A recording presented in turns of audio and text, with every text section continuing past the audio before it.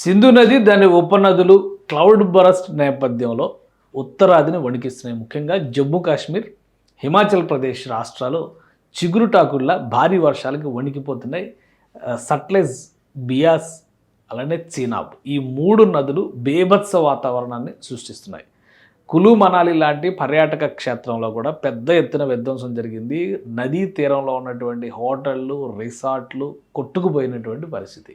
ఆ నది ఉగ్రరూపం చూస్తే మరికొద్ది రోజులు ఎలా ఉంటుందో అనేటువంటి ఆందోళన ప్రజల్లో ఉంది. ఇప్పుడు భారత వాతావరణ శాఖ కూడా మరొక 2 రోజులు అప్రమత్తత అవసరం అంటూ ఒక అలర్ట్ రిలీజ్ చేసింది. జమ్మూ కాశ్మీర్లో అలానే హిమాచల్ ప్రదేశ్లో తాజా పరిస్థితులు ఎలా ఉన్నాయో ఒకసారి విశ్లేషించేటువంటి ప్రయత్నం చేద్దాం. ఇది possibility of heavy rain meteorological department Srinagar release చేసినటువంటి మ్యాటర్ ఏంటంటే, heavy to very heavy rain with extremely heavy rain at a few places of Jammu Kashmir division and heavy rain in southern Kashmir, South Kashmir during 26th August. అంటే ఈ రోజు అంతా కూడా భారీ వర్షాలు ఉన్నాయనేది ఒకటి క్లియర్గా చూపిస్తున్నాయి. అలానే రిలీజ్ చేసినటువంటి మ్యాప్లు కూడా అదే స్థాయిలో భయానక వాతావరణాన్ని జమ్మూ కాశ్మీర్లో ఉన్నటువంటి కొన్ని జిల్లాల పరిధిలో చూపిస్తుంది. 27, 28 వరకు కూడా ఈ వాతావరణం కంటిన్యూ అయ్యేటువంటి అవకాశం ఉంది. కానీ ఈరోజు మాత్రం హై అలర్ట్ ఉండాలి. మొత్తం 5 రోజుల పాటు వాతావరణ పరిస్థితులపైన ఒక రిపోర్ట్ రిలీజ్. కానీ ఈ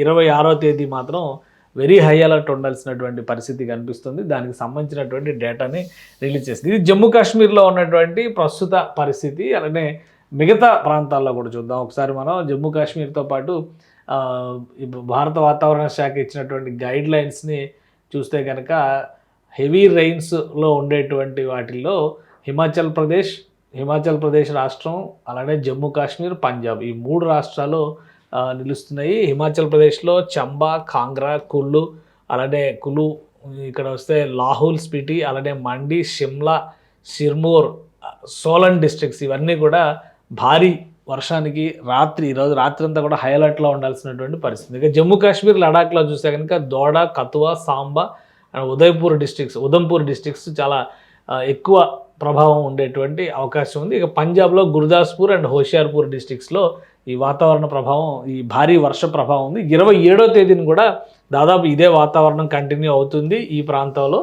జమ్మూ కాశ్మీర్ చూస్తే చూడ నెక్ ఆఫ్ ద ఇండియా అంటారు కదా ఈ ప్లేస్. దాదాపు ఈ ప్రాంతం అంతా కూడా హెవీ క్లౌడ్స్ ఉన్నాయి.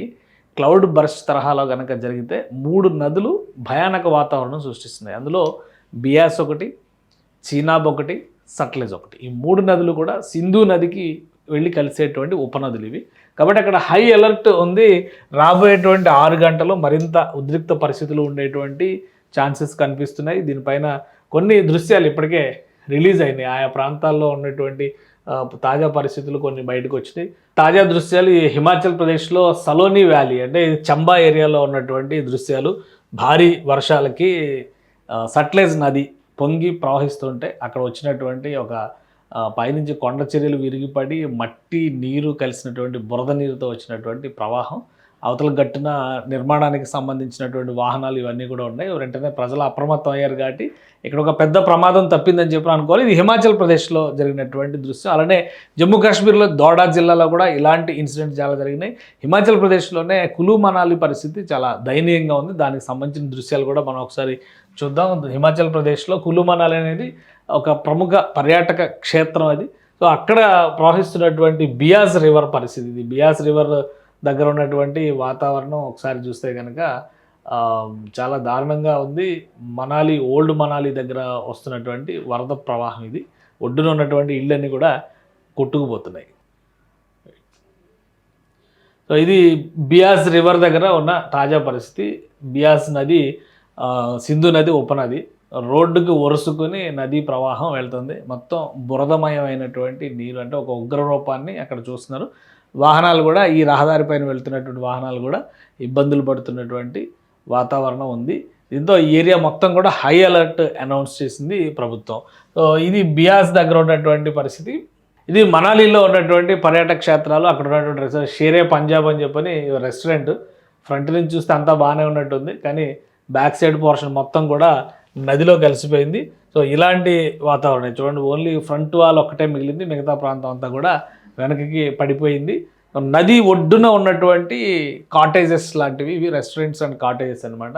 ఇలాంటివన్నీ కూడా చాలా పెద్ద ఎత్తున కుప్పకూలిపోయినాయి, నదిలో కలిసిపోయినాయి. నదీ తీరంలో ఉన్నటువంటి దానిలో చాలా పెద్ద ఎత్తున ఆస్తి నష్టం జరిగింది. ప్రాణ నష్టానికి సంబంధించి కూడా అక్కడక్కడ చెదురుమదురు ఘటనలు ఉన్నాయి, కానీ పెద్దగా ఇది లేదు. ఎందుకంటే ముందుగానే అప్రమత్తతను ప్రకటించడం వల్ల పెను ప్రమాదం తప్పిందని చెప్పొచ్చు. కానీ భారత వాతావరణ శాఖ చెబుతున్నటువంటి అంచనాల ప్రకారం రాత్రంతా అత్యంత అప్రమత్తతో ఉండాల్సినటువంటి అవసరం అటు జమ్మూ కాశ్మీర్, ఇటు హిమాచల్ ప్రదేశ్కి కూడా ఉంది. పంజాబ్లో గుర్దాస్పూర్, హోషియార్పూర్లో మాత్రమే ఆ అలర్ట్ ఉండాల్సినటువంటి పరిస్థితి ఉందని భారత వాతావరణ శాఖ చెబుతోంది. క్లౌడ్ బరస్ట్కు సంబంధించినటువంటి సంకేతాలు ఉత్తరాదిలో రెడ్ జోన్ కింద మార్చేసినాయి ఈ 3 రాష్ట్రాలని.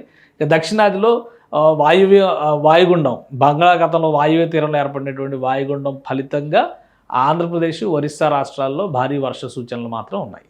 సుమన్ టీవీలో మీ పర్సనల్ అండ్ బిజినెస్ ప్రమోషన్స్ కోసం కింది నెంబర్కి కాంటాక్ట్ చేయండి.